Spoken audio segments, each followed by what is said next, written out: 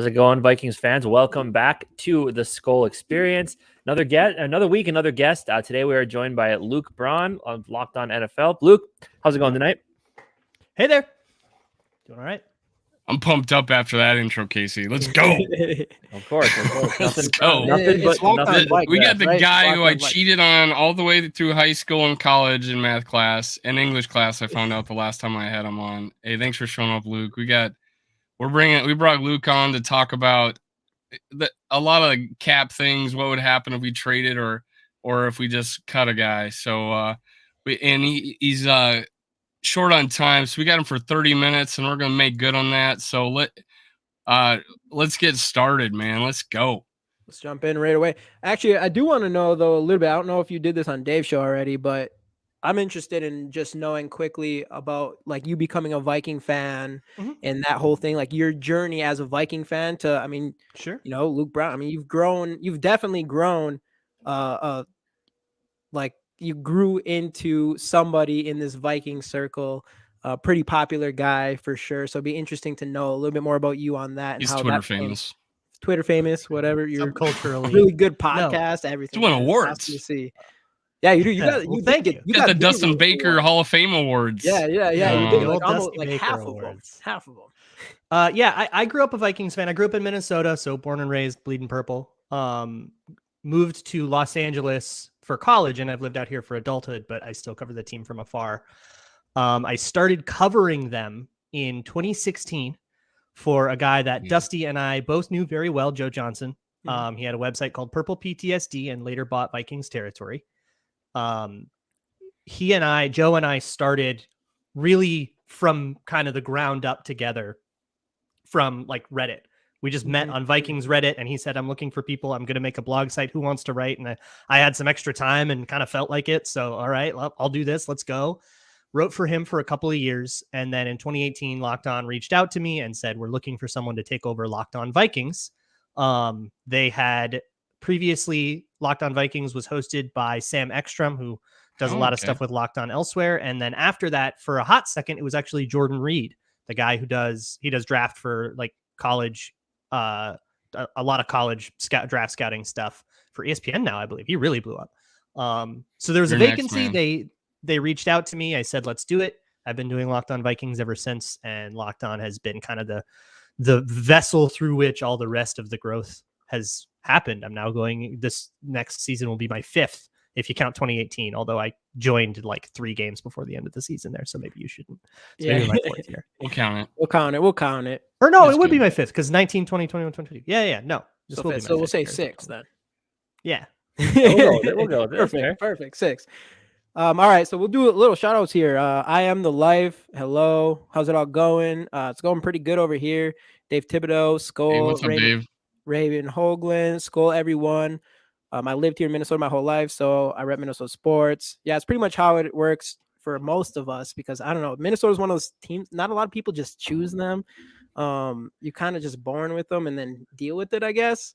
But I've noticed unless you're me, you move away from the state, but still. Yeah, you move away from the state, but you still stay a fan. Pretty much every single podcaster we have on here is not actually living in Minnesota right now, besides Casey.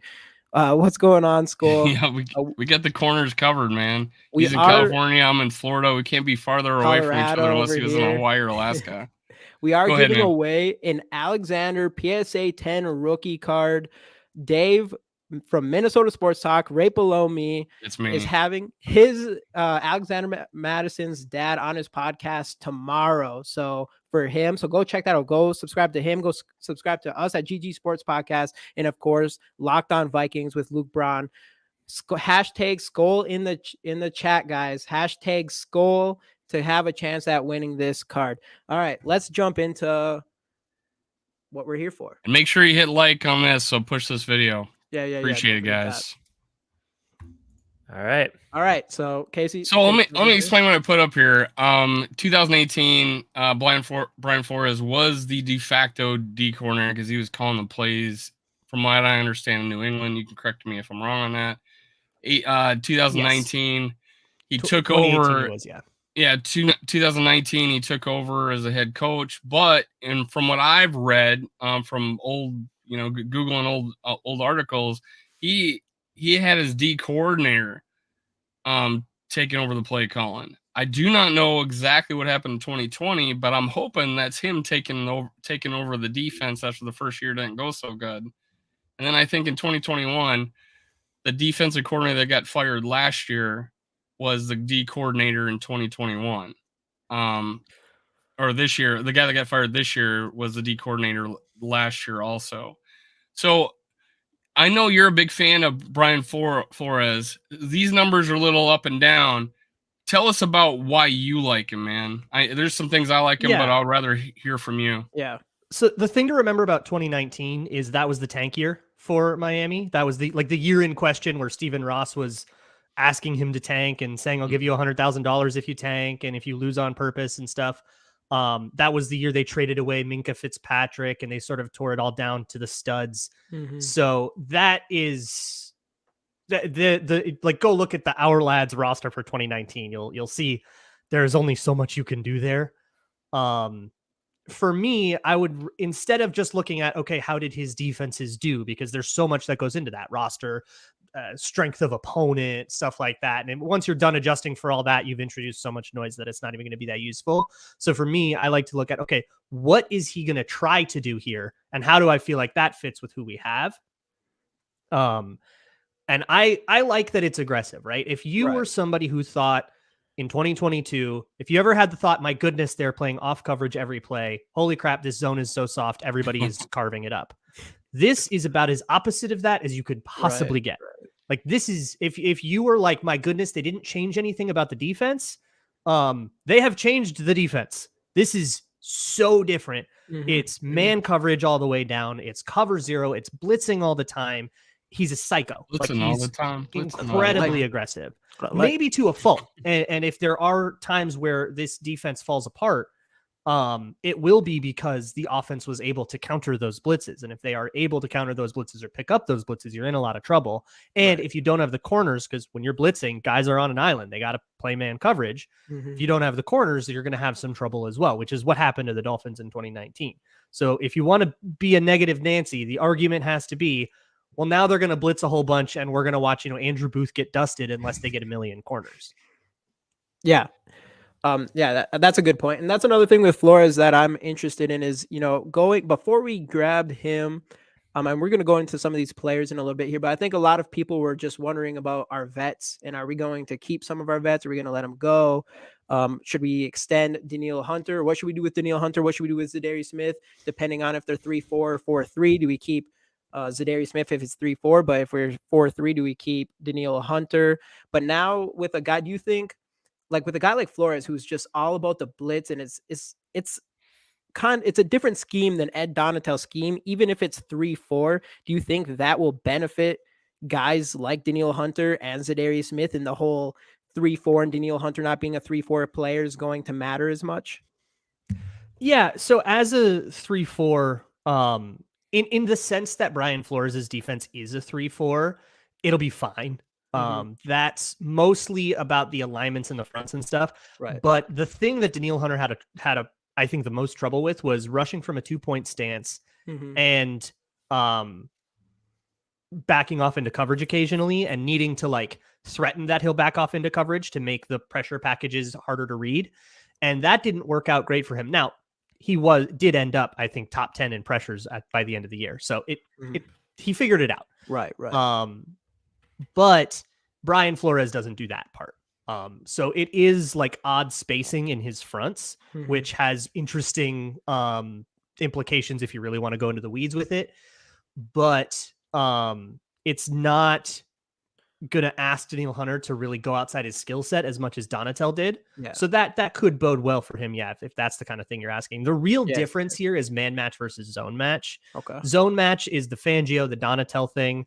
And it required a lot more reading, a lot more kind of, it was less it was less an if then and more a kind of read the whole play thing, which when it's working can give you a lot more flexibility. But for guys like Kendricks or Harrison Smith, they weren't used to that style of reading and it was slow. So they were slow to break on stuff. And when you're slow to break on stuff, you're taught back off it then and keep it in front of you. And yeah, you'll give up the catch, but you'll at least be able to make the tackle. It won't be a long touchdown. But then that meant that they were backing off and letting a whole bunch of catches happen because they were slow to react to everything. And every team could attack that the exact same way. And it was way too easy to attack. They're going back to man match, which is what Zimmer taught. So these guys are going back to the style of reading and the style, I guess the thought tree, the thought processes that they had for 8 years. They should be a lot more used to that. And then you just hope that they can get that the extra blitzing and the extra kind of cover one extra man coverage part works better than some of those Zimmer defenses did at the end, which had their own host of problems. You hope that stuff doesn't repeat itself. Yeah. Yeah, exactly. I mean, I agree with you on all that stuff. So it'll be interesting. So we'll move on here because we'll actually dive into a lot of these vets players and kind of get your opinion on. I mean, obviously their cap situation and what we should do with those specific players. Starting with Adam Thielen. I know Dave wanted to kind of jump into this. Yeah, I brought up all the numbers because I think this is a perfect example of how something would be affected. Because like 2025, would that be considered a void year? Yes. Okay, so right? if we were to cut him right here, what would we be responsible for? So if you release Adam Thielen right now, you can go to overthecap.com/calculator. This is from there. Okay. Yeah. And go ahead. Like if people want to follow along or whatever, they can go to that and it'll help you kind of see it. But if you cut him right now, none of his base salary is guaranteed. So all that salary just goes away. He doesn't see it. The prorated bonus part of his cap hit all would accelerate. So that dead money number, that 13.5 million, is signing bonus money or restructured money that the Vikings have already given to Adam Thielen that then needs to be paid out to the salary cap. So the salary cap has not like collected it yet, but the physical money has been paid, and that's why it's dead money because you already gave it out. So the cap has to collect eventually. For a better or a more thought out explainer of this, go to patreon.com/LukeBraunNFL. There's a salary cap explainer for all of that stuff. And I did an episode of Locked On Vikings on Monday about Adam Thielen specifically, because that dead money hit, that 13.5 is really big, but that's because 3 years worth of bonus are all accelerating at once. And so you're paying 3 years worth of that category of money at one time. So that's going to be a big lump sum of cash. Instead, you can look at the actual base salary that Adam Thielen is due to collect, which is $11.8 million. I rounded up to 12 for the thing. So $12 million, and think about what he'll make on the open market. Now, this is subjective. I went with 4 mil because of some previous contracts, but if you think it's more like 5 or 6, go with that. Whatever you think he'll make on the open market, and you can say, well, what if we just paid you that then? Instead of cutting you and making you go through this whole negotiation, and maybe you don't get signed till June and it's stressful, we'll just give you 6 mil. And we'll keep you on your current contract. We'll just reduce your salary to 6 mil instead of the 12 mil. We can't do the 12 mil, but we can do 6. And now suddenly you've saved 6.5 million, could be up to 8 million, depending on what he thinks he's going to get, without accelerating any dead money, without kicking any can down the road, just by leveraging the economics of the situation. And if Adam Thielen is acting perfectly rationally, which is not a guarantee because players are emotional and maybe they won't like being approached about a pay cut. Right. But if he's acting in the like perfect logician economics way, he will say, okay, if I think I'll get 4 million in the open market, but you're offering me 6, I take the 6. And now you've gotten him to agree to a pay cut, not out of the kindness of his heart, but out of a sense of self-preservation, which is all fair and rational and like cold and calculated numbers economic stuff. That's to say nothing about the interpersonal factor of asking a guy, but right. So that's what I think can happen with Adam Thielen, and also Harrison Smith is in a very similar spot this year. Yeah, right. I don't have him on this list because I told you I was going to have about 4 or 5 players, so I didn't have to milk you dry of all your knowledge, but we could probably move on to the next one. I do have so with Adam Thielen, another thing with him as far as like, or if we were going to pay him 6 million a year, 4 to 6 million a year, I'm assuming he'll also care a lot about his usage rate, especially obviously we've seen how he felt last year. And assuming, I know a lot of fans are kind of hoping we go a different direction for a wide receiver 2 and even wide receiver 3 potentially. So do you think that's like something that you would want us to do, is have Adam Thielen on this squad next year, even at 6 million a year? I think at 6 million a year, that would still be a pretty good deal for Adam Thielen. And that's 6 million of base salary. His actual cap hit would be closer to like 11 because there's still prorated bonus stuff going on. But I think that would be a better deal for him. And yes, I still think he's at least good enough to be a wide receiver too. If you think of a guy like Alan Lazard as a wide receiver too, Brad Spielberger, who's really good at predicting contracts, predicted about 11 million for Alan Lazard. So we're paying him Alan Lazard money. I think that's pretty amenable. Well, paying a guy like Alan Lazard and still having the cap hit for cutting Thielen, you got like a $20 million receiver. Yeah, and people got to think about that, right? Right, exactly. If you get rid of Adam Thielen to generate cap space, you're also creating a new need that's going to eat into that cap space, and you have to find a way that's not going to be. You'd almost want to go draft. Probably. Yes. Or Jalen Naylor will live up to my expectations of him. We had that wide receiver 1B, Jalen Naylor. Let's go. All right, Eric Kendricks. So obviously this one is a little bit, as far as like a cutting situation goes, it's a little bit more obvious, probably compared to any of the other vets that we have on here. What are you thinking, or what's your thoughts on Eric Kendricks and his cap situation and everything? Yeah. So this is the one that has been the hardest for me to figure out because everything seems like a decent idea. Like I don't know if there's a bad idea here. You could cut him, or if you can find a trade partner, trade him, and the money works out the same there. I think Eric Kendricks for $9.5 million is something that teams would be interested in, and interested in giving you real draft capital for. This is not dumping him for a 7th round pick. I think you'd actually get something back for him. So I think that's an option. Or if you just wanted to release him I think you could probably get, you have Brian Asamoah, who they really, really like. You're probably releasing Jordan Hicks as well. So you would need another linebacker there. Right. I would release Hicks before I release Kendricks if you're choosing one. Like, I think that's pretty easy. You could also, I don't know, 11.5 for Eric Kendricks isn't the worst deal.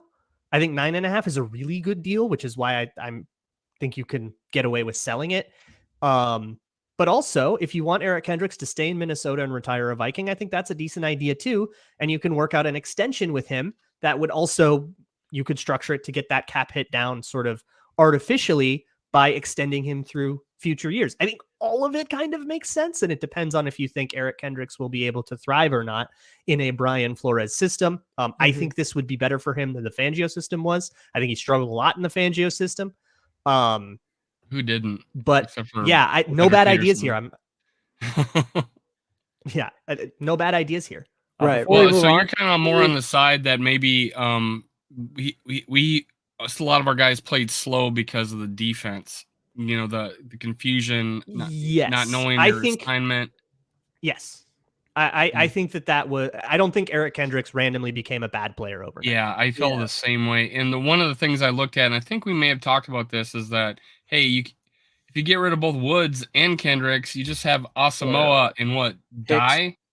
You know, so it's like Asamoah and a need, in a hole, and a need. You're right. And then, exactly, and then you're trying to. I'm not convinced that you're going to get another linebacker that's going to be as good as Eric Kendricks next year in free agency or the draft or anything like that. So I do think it's a hard situation to let Hicks and Eric Kendricks both go this offseason. A little uncomfortable. Yeah. But I think you just would have a need, but the money you would save from releasing those guys would probably you would be able to address that need and then some. So you could do it efficiently, although then you run the risk of what if that free agent busts out, or what if you miss out on the bidding where you wanted, or, and so there's definitely downsides. And I'm very agnostic about this one. Right. Definitely. But a little bit of other Minnesota sports news. The D'Angelo Russell trade is happening. He's going to the Lakers along with Malik Beasley and Jared Vanderbilt. Utah gets Russell Westbrook, Juan Toscano Anderson, Damian Jones, and a 1st rounder. The Wolves get Connolly, Nickeil Alexander-Walker, and 3 second-round picks. Ooh. As reported by, it was a Washbomb. So other Minnesota sports news to interject in the Vikings news here, but yeah. Get your hot Timberwolves news here on the Skol Experience. Hey, dude, I like that. That's not a bad trade. I have no idea about any of those players, so I'm going to have to read up after the show. Yeah, it just might have. You Laker killed it. All right, let's jump back into this, though. So we got some chats here. Thielen needs to take a huge pay cut. If not, he needs to be You're covering Luke Braun's face. There you go. Oh, my bad. There are reports that Thielen isn't looking for a payday cut. Trade veterans for draft picks. I really wish the Vikings would trade anyone and everyone they can to build draft capital. Trade Cook for 2 late second-round picks. Trade Smith for 2 third-round picks. We'll come back to some of these questions. I really wish the Vikings could trade anyone and everyone they can to build capital. Kendrick's gone. We talked about that. Be the Bears. What's going on? Skol. Cut or trade Kendricks. And wow, the chat picked mob. up. Let's go. Yeah, we missed a bunch here. I just want to say one more time before moving forward that we are giving away, wrong person. We are giving away this Alexander Madison rookie card. Hashtag Skol in the comments for your chance to win. All we ask is for you to subscribe to our channels, GG Sports Podcast, Locked On the NFL, and Minnesota Sports Talk. Let's go in this and continue on here. And to be specific, it's Locked On Vikings, right? Locked On Vikings. Yeah, no, I was confused for a second just because you have NFL on your thing. But Locked On Vikings, right, Luke? Yes, Locked On Vikings. Locked On Vikings. Gotcha. All right, let's keep moving here. Delvin Cook. So this is a situation that Casey has a strong opinion on. Casey, do you want to give your opinion and then have Luke give his? I don't know. I'm kind of over Delvin Cook. That's just my personal opinion on the matter. It's about even if you cut him. So what do you think, Luke? So when I did the off season, I did like a mock off season thing for an article, and for a podcast, and I cut Dalvin Cook in it. It's another one where I think cut him is okay. I don't think keeping him on 14 million is okay. Yeah. You might be able to find a trade partner for him. It kind of depends on how other running backs shake out on the free agent market, who gets franchise tagged and stuff, with like Tony Pollard and Saquon Barkley and Josh Jacobs, all those guys hitting the market. That's a little bit spooky for somebody trying to trade a running back. But if those guys stay in their original teams or however it plays out, you might be able to find a Dalvin Cook trade partner. But this feels like a fairly cuttable contract. Yeah. And you just it's also the McVay system is, I think, a lot more comfortable with running back by committee than and it doesn't really need like a bell cow, like the way Kubiak's ran it. Mm-hmm. Was really about like you were running a lot in that, and you needed somebody that kind of got going, quote unquote, like Adrian Peterson would back in the day. And I think the McVay version of it is you kind of just run enough so that your play action has to be taken seriously, and that's about it. And for that, you don't need like a Derrick Henry bell cow. The Titans are another good example of like the wide zone that really goes through that running game rather than just kind of using it as a setup. So I guess I lean toward cutting him. I don't think he is going to take, well, it's already reported that he's not going to take a pay cut, but it doesn't make sense for him to take a pay cut because he could make his base salary back on the open market. So he could say, nah, I'm not taking that lesser salary. I'll take my chances. And I think he's got a better chance to make money than on the open market than he would on a reduced salary with Minnesota. I think the best case scenario is getting draft capital back and trading him. But as a cut, I think it is feasible for sure. Because 14 million for a running back, if we had to pay that, that's pretty high number for that position. Yeah, especially like you said, if we are not even using him to the best of his ability anymore. And 6.2 dead is not much. Right. In a cap environment where we have 225 million on the cap, 6.2 is fine. And we need to come down to 20 million about, I think. Something like that. Something like that. We may have to go into speed round. Let's go. Luke's got like 7 minutes left. This is an easy cut for me. It doesn't the it's not about the money. The money's fine. Saving 5 mil is great, but it's more about Brian Asamoah was already eating into his snap counts. I think the writing's on the wall. Yeah. I didn't think you'd have to take too long on this one. Yeah, we're feeling Asamoah here, so I think it's time to kind of see. And this is not getting rid of veterans to get younger. Well, I guess it is. This is the good version of younger and cheaper, but you want to have the younger, cheaper guy already in and ready to take over, and he is. Right. Yep, exactly. Ooh, this one, too close to home. This one hurts the soul. Jamie graduated. Jamie graduated with him in high school, so. Oh, I say like we can have, we can do the Chandler Keeney thing, and then we just keep a fullback. Why not? Yeah. Well, yeah, and it's really more about, do the Vikings want to be a 21 personnel team or not? If they had CJ Ham, so okay, we'll do 21 personnel, we'll do 2 back stuff, we'll do lead back stuff. But do they want to be that team? And based on everywhere else Kevin O'Connell has been, I don't think he's ever wanted to be that team. So I think this. I think he's getting cut. But again, I mean, if you want to keep the kind of Shanahan pages of the playbook, steal their use check plays, like go for it. It's 3.8 million or 3 million in savings is fairly small potatoes in the grand scheme of things. For maybe we get a whole new package that just stresses defenses that much more. But for my money, I don't see it happening. I don't think Kevin O'Connell wants to be that kind of team, so I'm cutting him. But yeah, and then we have to remember he's captain of special teams too, so keep that in mind. Usurped by Josh Metellus. I don't know what Rap's thinking here. Purple Pocket Podcast. Y'all leave Cook alone.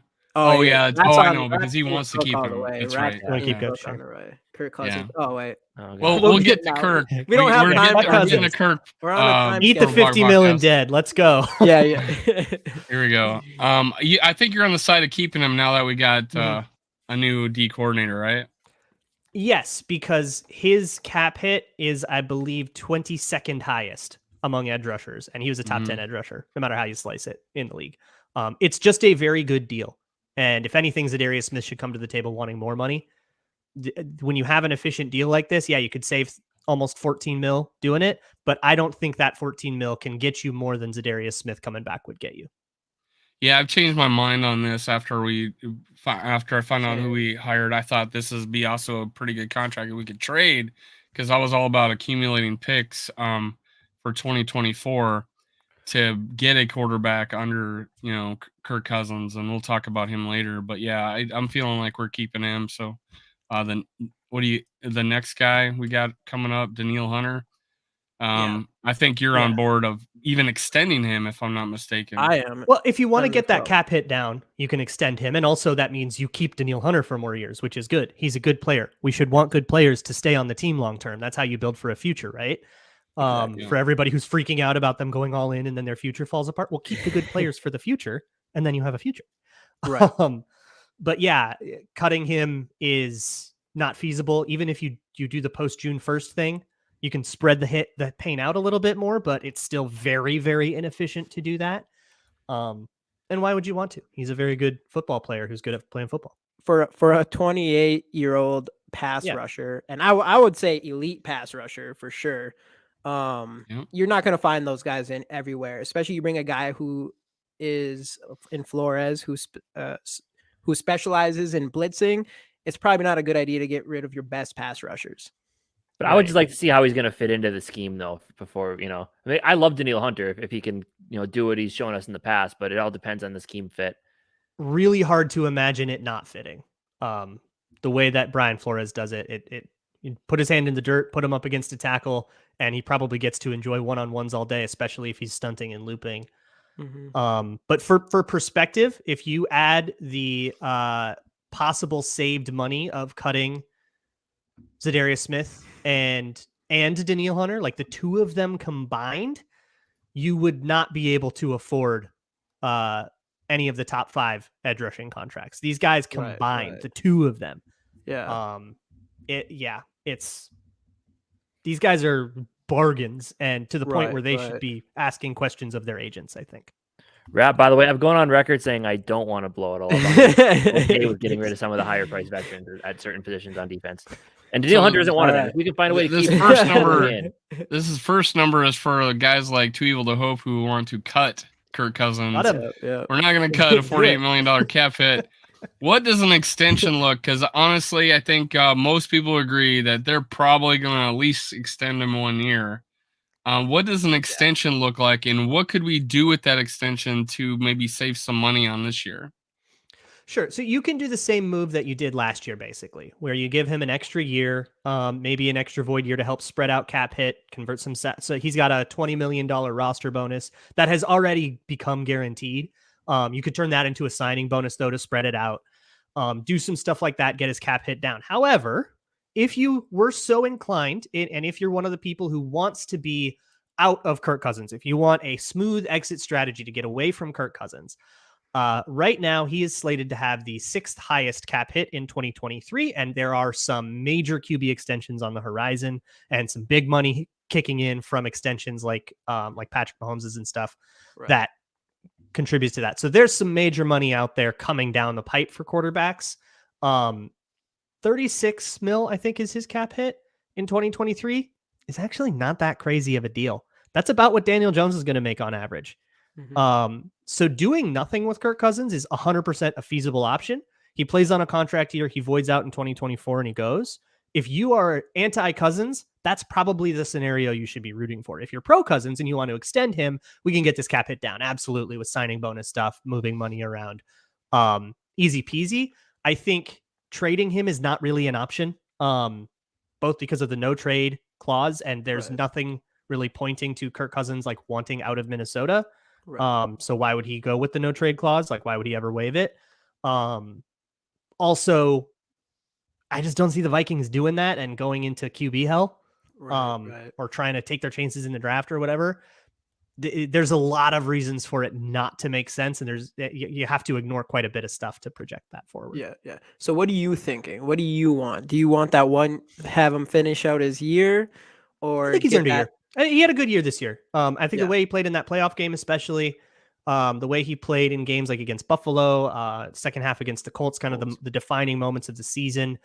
I think he's earned another year extension, and let's revisit this question this time in 2024. And we just got one last one with you. Just kind of an idea of a player that, signed his first big contract, and then, where are we going to look for some cap room? Is this a a restructure candidate with Brian O'Neill? You could save, let me pull it up right quick. You can save a lot of money, 10 million, just by restructuring his contract. Now that is kicking because cap I did that down on my road. video. I put 10 million for this guy. Nice. Nice. So that is kicking cap down the road. That's kicking money down the road. But the thing you have to remember about kicking money down the road is that the cap goes up every year. So $1 million this year is going to be a bigger burden than $1 million next year. So moving that money down the road sort of makes it a diminishing pain, if you will. Which is why these restructures are such popular ideas, and it's part of why I'm such a big fan of them. It's not the pay cut thing like what I said with Adam Thielen about, this is we can still just pay you more than you would get on the open market, but that's less than your current salary. No, this is, you got to pay off that money later. There'll be dead cap and prorated bonus, and you'll have that issue with Brian O'Neill in 3 years, but you'll also have a cap of $300 million in 3 years, and it'll be that much easier to deal with. Well, hey, man, I appreciate you coming on. Man. I know you had a time constraint, and it was great. I would love to. Of course, everybody would love 100%. To have you back on again, and we were avid watchers of your show. So, of course, 100%. Thanks for watching all the cap insight that I had no idea about. I gotta watch the Beans video then. So patreon.com/Luke Braun NFL. It's all free. It's paused. Casey just goes on there to watch the commercials with your rabbits. It's exactly. He's a big wildlife fan. Exactly. Yeah, there you go. The rabbits are in the salary cap video as well. Do you have names for them before you leave? Do you have names for your rabbits? Go ahead. Tell us. The gray one is the boy. He's Zeddy. The brown one is the girl. She is Zoe. Nice. Zeddy and Zoe. Mm-hmm. Cool. Perfect. Heck yeah. But all right, man. Thanks for showing up, man. But yeah, thank you so much, man. Definitely come back around. You obviously have some fantastic knowledge. Appreciate it. Yeah, man. We could definitely use that on our show more often. So, yeah, we got 3 dummies here. Don't tell us too short, James. We're trying to learn. I mean, this is like a year in advance. It's got to take a good couple of years to understand cap stuff, Yeah, for sure. Learning is not an overnight process. With anything. All right, man. Thank you. Cheers. All right. We good? Are you gonna kick him out? Or is he? There you go. There you go. All right, cool. So, all right, guys. Oh, now let's go through the chat. Let's see what we got here in the chat. Yeah, apparently we had a time constraint, so we had to just get it out. Yeah, we had a time constraint, so we had to really push through and just ignore the chat, and we apologize, but we're gonna talk to you guys the rest of the show. Let's see. Let me go back up. All right, we got a lot of stuff to go here. So we'll just start. I've already did it with Thielen. Needs to take a huge pay cut. If not, he needs to be cut. What's your guys' thoughts on that? Well, I mean, I don't think he will. He'd have to take some sort of pay cut or restructure or something. Yeah, I think he's restructure. $6 million a year. Would you guys take him at $6 million a year total? I mean, I don't know. I just think he would still be a big cap hit. Yeah, 11 million. Yeah. I just think the writing's kind of on the wall that this is just kind of yeah, especially with all the stuff that was happening with like the tweets and stuff with his wife. I mean, if we're not going to use him, why are we still? This is a situation. Going to get a free agent don't make sense if we cut Thielen. Right. I mean, if we cut Thielen, now we're talking about a 20 million player, and half of that player is not playing for us. Right. That's the way I feel about that. So if we do it, then it has to be some young guy, from the draft or something, or Jalen Naylor. As we keep going here again, giving away this PSA #10. Skol. Yeah, #Skol in the comments in the chat. PSA 10 Alexander Madison. This is almost as good as a base rookie card can possibly get of Alexander Madison. Specifically for Dave. Dave is having his father on his channel tomorrow. They're going live, so you should go subscribe to him and go check that out. Back to this stuff though. #Skol in the comments, man. That's all you need. It's so easy. It's so easy. It's like almost so easy. Why is it? It's that easy. It's harder for me. I have to have my terrible handwriting and write it on an envelope and then send it out. So I mean, as Rap would say, it's robbery if you're not hitting. Yeah, it's robbery, man. You guys are in here watching this hashtag and doing the #Skol, getting giveaways, and you're not subscribed. That's robbery. That's crazy, insane. Yeah, like to yield the hope. I don't think anybody's wanting to cut. Anybody's like worried. Thielen getting cut. I don't think we're gonna cry over it. But also, it doesn't make sense to go out and get a guy that we're going to end up paying 15 or 11, like he said, for who was for the Packers receiver? Alan Lazard. $11 million for a Lazard. It's crazy. The crazy money for these. That's like $6 million. We're literally putting $20 million to our receiver too. Yeah. Because of the cap hit with Thielen. Yep. Trade veterans for draft picks. I was kind of in on this idea, but man, it has, especially with Danielle Hunter, who would have been our biggest trade asset. Getting Flores has kind of changed that for me. Just the whole blitz thing has kind of changed that for me. Yeah, I was trading quite a few players. I'm still trading Cook in my mind on offense. But now I'm not trading as Darius Smith because of what we just did and getting the defensive coordinator we did. I think you might as well keep those like he said, like Luke said, that's affordable for an edge rusher. If you have you're $16 million for a guy with 10 sacks in this league is crazy. Pretty good. Yeah, they're getting. And I had a feeling we were going to stick with 3-4, which is why I was always team keeps Darius and Daniil. And again, people, I don't want anybody to misunderstand thinking I think we should trade him because he's not good. I mean, I just think that if Flores can obviously talking with O'Connell in his interview and say I know what I'm going to do with him, let's keep him around, I'm all for it. But if we're going to do what we did last year and try to just get him to fit into that square peg round hole, stand up outside, pass rusher thing, then I think if you're his agent, you don't let that go down. You ask for a trade out of there. But because I think he's got all the talent in the world if you utilize him in the way that he is meant to be utilized. So I don't want anybody thinking I'm all, disguise blitzes, disguise pressures that we did not do. Exactly. I don't want anybody to think I don't think he's a good football player because he is, which is why I'm saying if they say we're going to just really try to fit you into that stand-up outside pass rusher, then I think if you're his agent, you say, well, I want him out of here then because that's not how he's going to maximize his value. Mm-hmm. So I think I hope that there's a way you can just, get him hand in the dirt and let him do what Danielle Hunter has shown he can do when he's healthy, which the health issues aren't, if he made it through a full season. So the health issues are in the back. You have to imagine, if you're Brian Flores, that's probably one of the reasons he came here. Exactly. I was going to say, if you're Brian Flores, you have a second interview for a head coaching position and Denver's, which I also want to bring up that I think is hilarious. The whole Sean Payton thing and Navarro or whatever his name is wouldn't let him come interview with us, but they were going to go with Brian Flores, and then he lets him interview.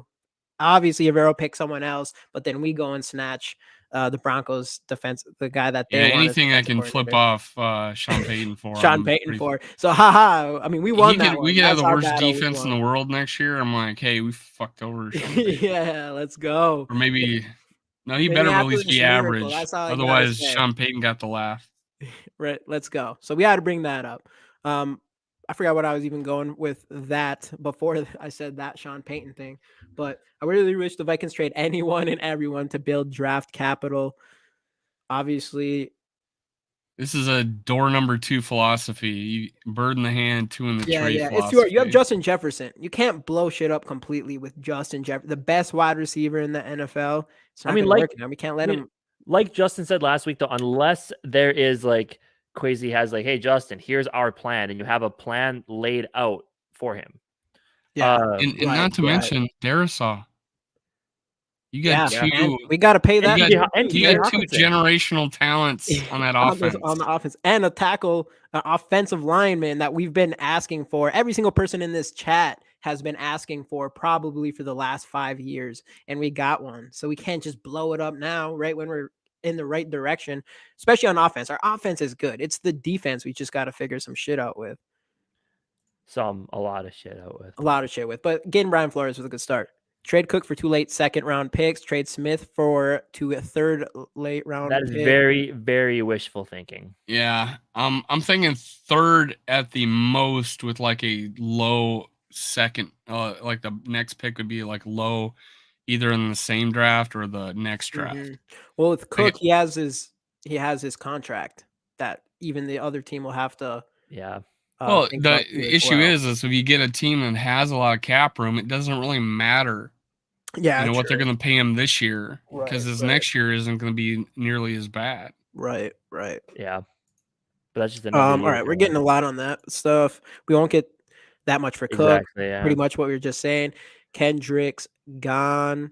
Man, I would have to double down. Like before, it was like obvious get rid of Kendricks, but now it is. I don't know. I'm just like don't fall into the trap. Don't fall into the trap. I want to see what this. We said that years under Zimmer. I want to see what this core of players can do now with this and this and that. It never, eventually you do just got to cut the ties with certain players. And Kendricks, as much as I love Eric Kendricks, I do think. What do you think on that? What's your feelings with Kendricks right now, Dave? Well, so I was cut him because I was doing the how to fix the D and get a QB in 2024, but not looking at getting rid of our starting two inside linebackers and only having Asamoah left. That's what's scary. There's no depth at all. Yeah. Like what if I thought that was a weakness going into the season this year. Like Asamoah's not a for sure bona fide starter yet. I would feel better about it if we didn't only have 5 picks in this draft. So what am I going to do? Oh, I go to free agency and get a $5 or $6 million linebacker that is the same as Kendricks or the same as Hicks. Well, why not keep the guy we have? At least one of them. This comment I don't necessarily agree with because Justin Jefferson is not necessarily. He's better than great. He's a generational talent. And a left tackle, as we've seen, is not easy to come by. So I don't know. I disagree with that, but with Too Evil, I think we got. I mean, I'm going to be a little bit away from Casey and Dave on this. I just think we need to find a franchise quarterback, which is hard to do. Okay, I don't want to sit here and talk about quarterbacks. All right, let me just say this one time. It's really hard to do. You're going to say it in the comments. It's going to blow up, and that's all we're going to talk about.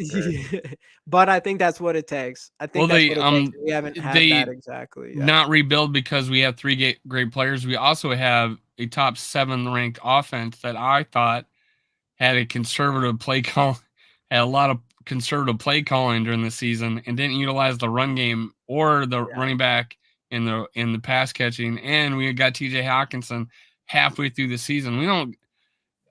We got half the team good in the second half of the team. The defense, there's some good players there. So this isn't a team that needs a whole lot. I thought they don't, but we do. Well, on defense, our offense is really good. I think from a talent perspective, we easily have a top 10 talented offense. If not, I could maybe go up to top 5. If we can find another receiver, like a wide receiver 1B or wide receiver 2, or like a legit good wide receiver 2, I think we could really for sure be top 5 offense in the entire NFL. I think even more so if we got a center. And a center. Yeah, there's like a couple pieces to literally have the interior of that offensive line. And you don't you're not gonna have one of the best offenses in the NFL often in the history of your team, probably.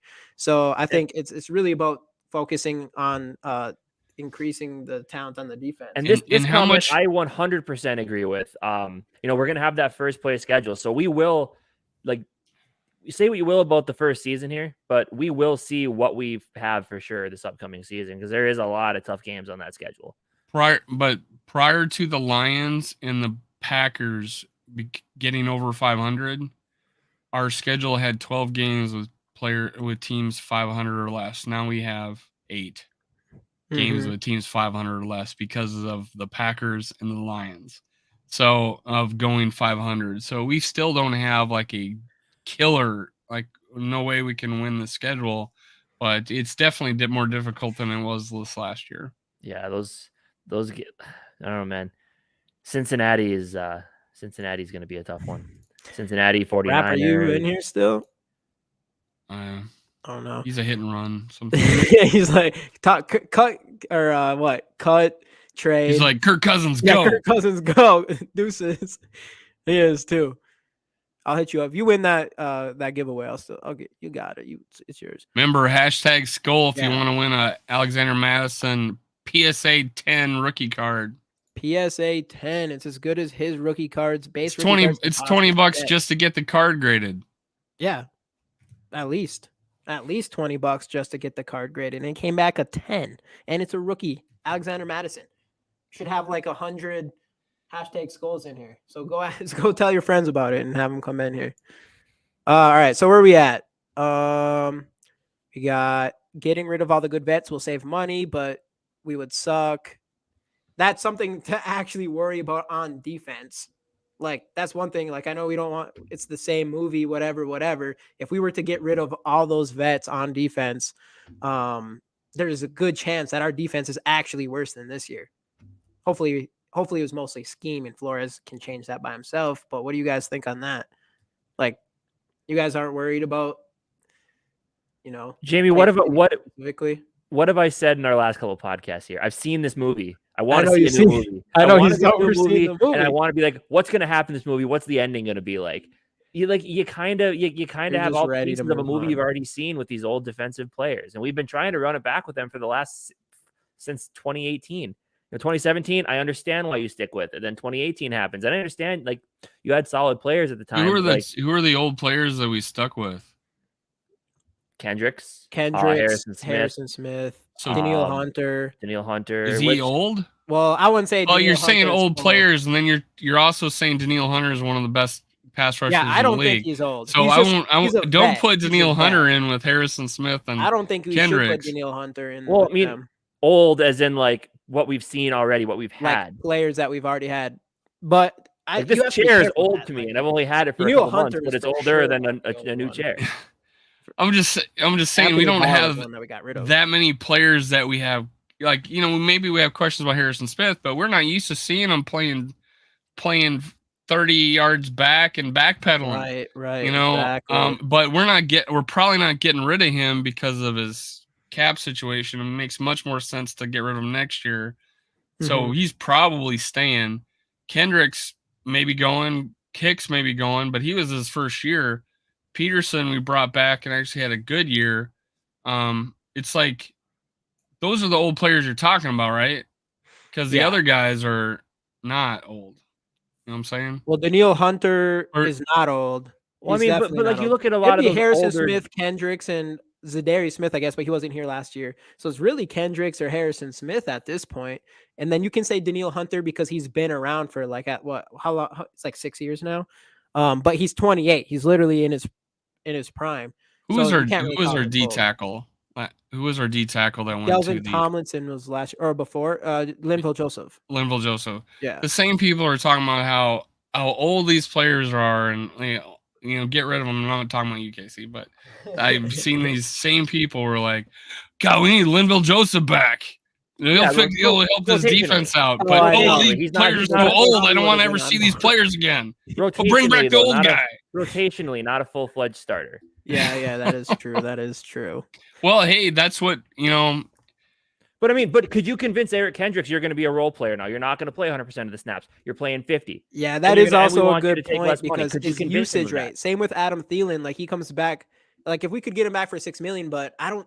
The proof what you're saying is usage rate, though, Jamie. He was on the field the whole time. He was our number 2 receiver. He was still upset with how much he was used. I mean, you're talking about targets, right? Targets, whatever. Not usage. But yeah, I get targets, usage, actually using that player, and even drawing up plays for them specifically.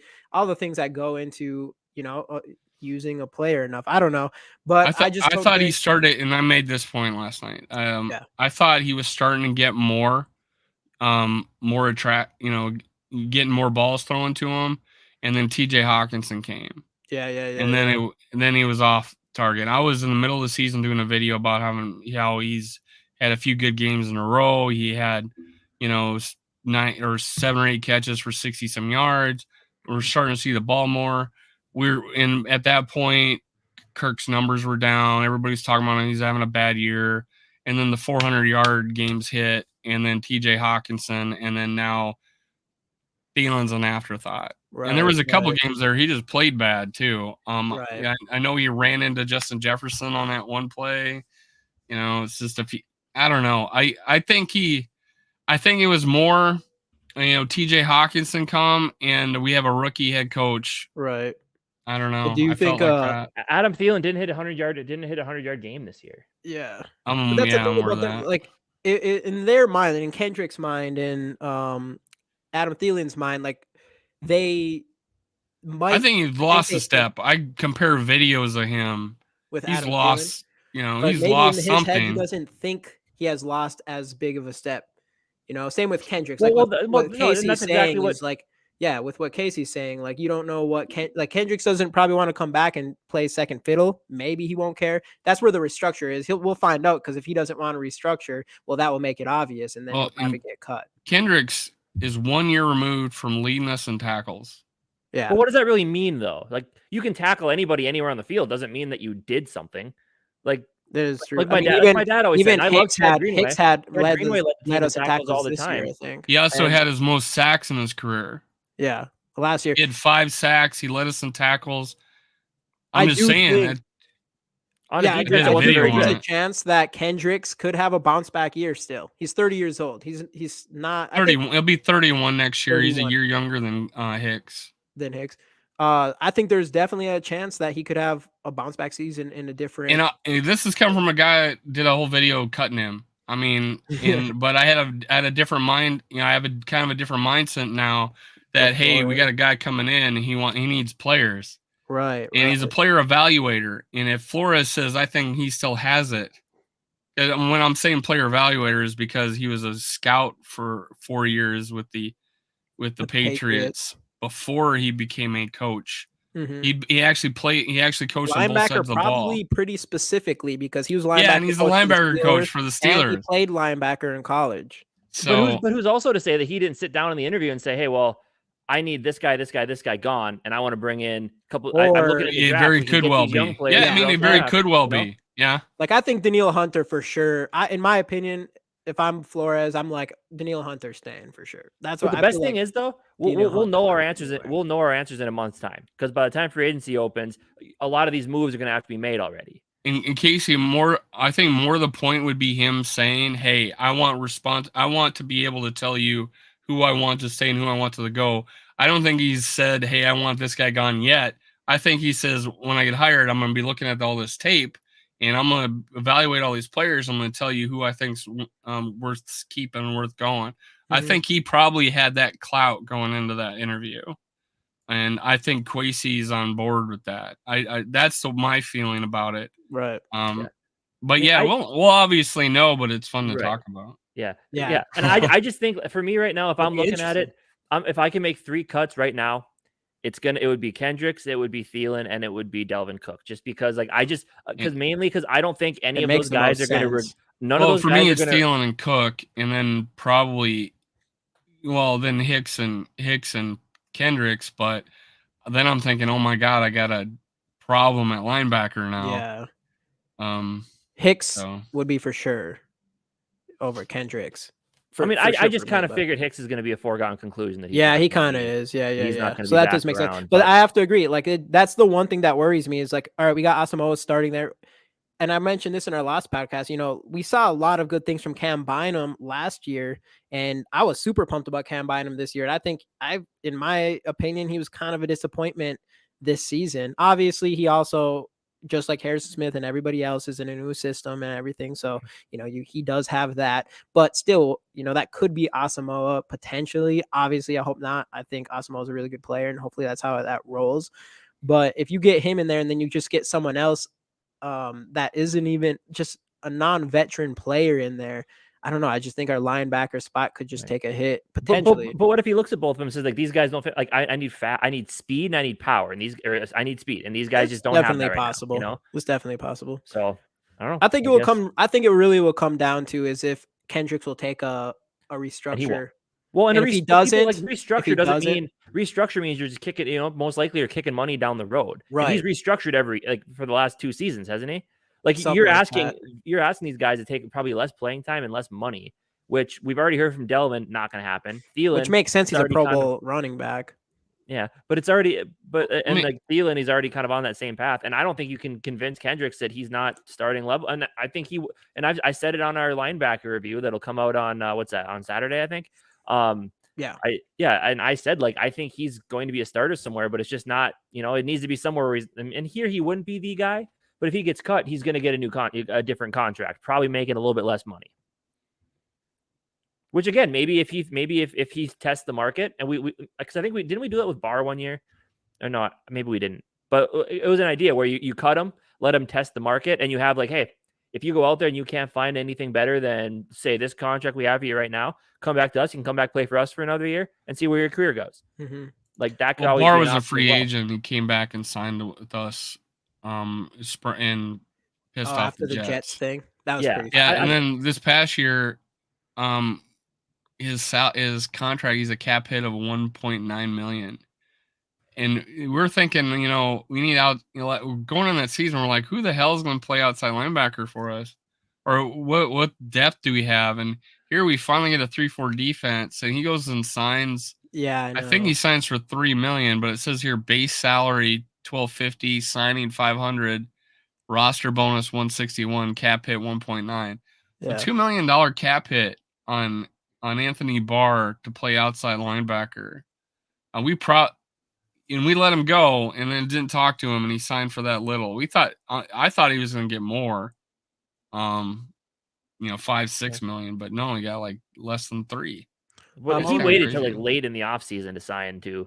Remember that? Yeah, like he held out. He like held out and held out and held out, and like people thought he kind of retired, but I don't know. Yeah, I want to bring this. Bynum wasn't a disappointment. Our defensive play calling was a disappointment. Bynum is versatile and should be dropped in slobs at times. I think a lot of this stuff's true. I think there's a lot with the scheme. I have a hard time blaming everything on the scheme. And I mean, Cameron Bynum had like a 50 grade in coverage and a 58 grade overall. I don't know. In my opinion, and it could be scheme. I hope it's all scheme. It would be great if we go in the next season and it was all scheme and, we just turn our defense around instantly. But I'm not banking on that completely. I think the two things that would fix this team, or the defense especially, is D coordinator done. And getting a guy that can pass rush up the middle. That's what I've been saying. 100%. And I feel like I can go to war and get Duke Shelley back, go to war with those corners. I'm not even an advocate to bring Peterson back. I'm just saying I like some of these guys to go so we can get some more picks for the 2024 draft. Yeah. In compensation. So I'm right. hey, I would go to war with the Evans, and I'll go to war with Duke Shelley as our corners. I can do that. And then go ahead. Well, and then I'm like, Harrison Smith playing in a attack style defense. I'm all for that. Lewis Seen is looking like he's coming back just fine in his workout videos. Mm-hmm. I mean, that guy looks like he's come back fine. So I'm like, hey, now we got Lewis Seen back. We got Danielle Hunter. We got Zadarius Smith. Give me a guy. I would honestly, Danielle Hunter would play any one of those defensive line positions better than the guy we have now. Mm-hmm. You could put him anywhere, and why not? why not do that? Zimmer did it, right, and it worked. So yeah. hopefully we see. I think Flores with the attack style of defense is going to be so much more creative. That's what I'm thinking too. And my biggest thing was get that nose tackle. Yeah, I don't even think nose tackle. I mean nose tackle maybe. Just I'd be fine with bringing Delvin Thompson back. Line. I think you need the guys next to him to be a little bit more impactful. Well, the 5 technique, like going into this season, our 5 technique, we just didn't even have we didn't have one. We rotated that all season long. No, like think in your head. I mean, think in your mind of the way back machine of this season, which is not too far away, of Zadarius Smith and Daniil Hunter. And seeing that quarterback just step up and they miss him. Yeah. And he runs out. Right. It's because there was no push up the middle. Yep. And I just think how much more effective those guys would be coming off the edge. All you have to do is that quarterback had nowhere to go. Right. I know everyone wants to talk. Of course, everyone wants to talk about the last play of the Giants game, but there's one question: is when you watch a guy like Lawrence blow up that interior like that, it was another thing that was so obvious we were missing all season long. Well, and Cook clipped Cleveland's foot. Yeah, still though. I mean, Lawrence was all over. But that's what I've been saying. Like I mean, I get we need corners, but I'm tired of a first round cornerback. I want Bradbury did a pirouette. He didn't block anybody in that play. Let me wait before you do that. Skol, everybody, purple. It's a purple day. Skol, I'm not sure if you're in yet. We're doing a giveaway for a PSA 10 Alexander Madison rookie card. Hashtag Skol in the comments to enter. Very easy. William Garrett did it right here. Hashtag Skol. That's all you got to do. What's going on, William? And only 13 likes on this video, man. We're giving away liking the videos. Keep liking. We're giving away solid gold. Like the video. I think it's worth its weight in gold. This is gold. I like this more than money, dude. The Duke of Shell. That's kind of funny, but hopefully he's the Duke of everything and not just Shell. Not the Shell. Hopefully one-on-one coverage, because that's what we need again for Flores' defense. True that. I think he was talking about Dave's one of Dave's whole things. Guys, look up one of the ramblings that I had going on. All his ramblings are A pluses. Be specific on which rambling you think is true dat. Guys, look up. I can't even say his name. I'm not gonna try. I can't see. I thought I was watching Aaron Donald at first. Dude is a beast. Ooh, we should. Right. I'll definitely during our when we start doing our player previews for the draft, which are coming up relatively quick. I'm sure he'll end up being on that. Definitely. We're going to be doing a deep dive in all those players. So, yeah, we do need I know there's that Georgia player. We're not going to get him for sure. But, man, if we can just get a guy even like a third or like a 3/4 as good as Jalen Carter would be fantastic. That guy's just he's huge. It puts my YouTube name in. LOL. Huh. Here, I'll do it for you. I'll do it. I'm doing it for a Skol. So, if I win... 300 pounds that Jalen. If I win, this is for you, Skol. This is for you. Oh, well, actually, Dave can still enter this. So Dave's in on this. Oh, because you did hashtag Skol. Copy. Well, I was telling everybody to do it. You can redo it if I win. No, you're good. You're good. Dave, we let actually, it was so funny you weren't on here, but when we had Rap on here, I don't know if you saw it, but we did a giveaway and then he gave away us like a random poster. And I think he signed it and put 101 on it or something. It was actually super funny. 1 of 1? Yeah, 1 of 1, signed it with his name, and it was an astronaut painting. That was pretty funny. Random. Absolutely random. Ride with Evans and Duke with Sin 3. Yeah, about to get random shit off my desk. Yeah, it works. All right, I'm giving away these scissors. No, my wife won't like that. I'll throw that through the mail in an envelope. But I am super excited to see what Louis Cine does this year. I hope that. And I'm not off the Andrew Booth bandwagon, man. I mean, we didn't a lot of people are, but that's what I was going to say. I hope of him. You mean Rap? I hope Flores can turn Rap around. is, but not just Rap. It's like I know the couple times we saw him, it wasn't the best, and he is going through his injuries thing. He has to get over that. But man, that guy still has a ton of talent, and there's a chance he could still be a stud. So I still think he can be. Yeah, hopefully Flores can unlock him. Anything else tonight, boys, or should we do this giveaway and then let's do this giveaway? Get out of here. We've been going for an hour. Had Luke Braun on. He was fantastic. Definitely knows his shit. So makes me whenever we have guests like that, it always makes you like, all right, I need to like study up a little bit more or something, but it takes time. All right, one more time, guys. Alexander Madison rookie card, PSA 10 Prism base. All you got to do is hashtag Skol in the comments. Also, subscribe to channel GG Sports Podcast and Minnesota Sports Talk. Like the videos, both channels. Like the videos on both channels. Tomorrow, Dave, up to 16 likes. 16 likes. Let's go. Tomorrow, Dave will be live with Alexander Madison's pop. There he is. There's Rap. Hey, Skol Carter Libis. He helped co-host one of my shows once. Yeah, so go bookmark Dave's show tomorrow when you're over there. Like that video as well. Ring the bell. Pop in there, ring the bell, get notifications for Alexander Madison's dad. It's going to be an interesting offseason for Alexander Madison as well. So it'll be pretty interesting to see what he has to say about that situation. But what we got? Do you have to refresh it or something? So I thought I saw more people hop in. I think a lot of these guys have already. Were they already? Yeah. Is there a Carter Libis? He just did it. Carter Libis. Yeah, he's done it twice so far. It should be good. Here, Casey, you put it in there and see what happens. I'm on GG Sports Podcast, so it wouldn't really work. Because I've always wondered, like, it doesn't have to match. Like, I can go do another one. Yeah, do it. See what happens. It should be good. I don't think we've had any issues with that yet. Your channel. Let me do it just in case.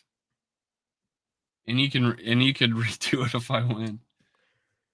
But remember, you guys, everyone who's watching here, you have to subscribe to our channels, but also go follow us on Twitter or Instagram, because if you win, that's how I get your information. You guys have to send us a DM for your mailing address. Otherwise, I'll have no idea where to send this card to. We have one guy that did win from us, and I was never able to get a hold of him. I still have a JJ rookie card for him, just waiting for him to come back. So won and left and didn't come back. I don't know what's up with that, but I know you guys want to do that. There we go. I just Kofi, do you have a Facebook? Facebook too? If anything, there it goes. Yeah, so people must have already joined in earlier. All right, yeah, so we're good. So if anything, comment that JJ card. I have JJ cards. Kofi, you can also email us. Yeah, email us. The worst case scenario, comment under this video. Worst case scenario, no, you should just comment under this video anyways. But worst case scenario, find us on there. We have that as well. So probably don't want to be commenting your address on a YouTube. No. Just comment so we can figure out where to go from next. That's worst case scenario. Anyone that's listening, if you can't figure out how to get a hold of us, just comment our videos. We'll reach out to you, some way or form. Send me a fax. Yeah. Send me a carrier pigeon. Send me a carrier pigeon with your address on it. All right, let's run this thing. 3. We got 13 entrances. Obviously, actually, if Dave wins, you can. He has 2 entries now, but no. I'm gonna win. No, you can give mine up. Ours goes to Skol. I mentioned in the cat. I'm gonna win. Watch this. Let's go. Come on. There it is. Austin Chastic. I actually know how to get a hold of him. So people to hope almost won. Austin Chastic, congrats. We need to give away a Twitter handle, Kirk card, and have everybody don't enter. Just leave Too Evil to Hope to win. Oh yeah, there we go. That'd be funny. Too Evil to Hope deserves to win one of these here soon. A Kirk Cousins card, yeah. A Kirk Cousins card, yeah. I got a Kirk Cousins rookie card. We could I got one here too. Another one. I'm gonna run that Kirk Cousins rookie card. I got the football box now. Oh boy. We're running another one. All right. So this is for Sam. This is I actually know Sam right here. He actually won our last one from Michigan. We're going with a Kirk Cousins rookie card, Michigan State jersey. Hashtag Skol. Anyone new in here, hashtag Skol in the comments. Otherwise, we're gonna continue running the same one. So let's see here. All right, we're gonna run it again.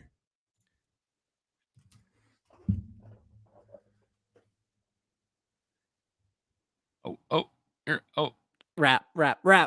Kofi. Hey, there we There go. you go, I already know, Kofi. Kofi. I know you're looking for. We're gonna have to figure this out now. Yeah. All right, Kofi. You know what to do. Facebook. Follow us on there. DM us on Facebook. Austin, obviously, I know how to get a hold of you. He's the one that actually, Austin. Jim, you're a little bit late, man. I'm sorry, you're a little bit late. Too bad, Austin, Jim. he's actually the one that got me into cards to begin with. So part of this is actually because of him as far as the giveaways go. Let's go. The most fire name on the net, Kofi. Dang. All right, guys. Anything else before we hop off? No, man. I gotta save my voice. Yeah. All right, everybody. Thanks for joining us. If you didn't catch it at the beginning, Luke Braun was on, talked some cap stuff. This video will be posted on our channel after this, so go check it out there. Subscribe to GG Sports Podcast as well as Minnesota Sports Talk if you haven't already. And please don't send my. Yeah, we got you next time, Jim. But all right, everybody. Thanks again for joining, and see you guys next time. Let's go Vikes.